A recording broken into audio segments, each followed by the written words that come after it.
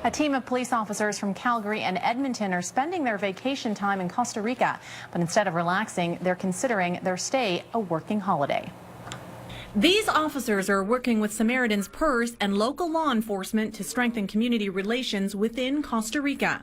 They're also helping to modernize rundown local police stations. And we've seen that. We saw that on Monday when we helped to make some improvements to a local police station with beds and concrete and painting. And the place really was run down. And this is where the police officers are working from. Wood says Costa Rican police officers face overwhelming challenges in their country, including drugs and the exploitation of children, especially when it comes to the sex trade.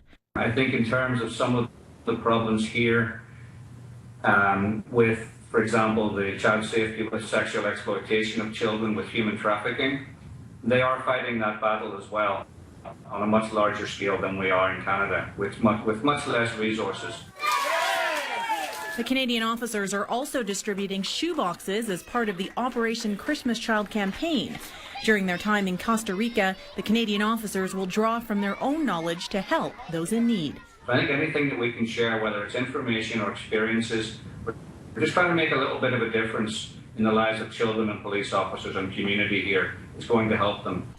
But when tragedy struck back home in Canada, the officers felt compelled to honor the victims of the Moncton shooting. A special shoebox was given to a child of a Costa Rican police officer. The symbolic gesture recognized the fallen RCMP officers were also fathers. Students, their families, and officers observed a moment of silence after a singing of the Canadian national anthem. Wood says their time in Costa Rica has been a humbling experience. The police officers took their own personal vacation time to make this trip happen. Scenes like this, he says, are part of the vision the Canadian officers share with Costa Rican law enforcement. The project is expected to continue next year.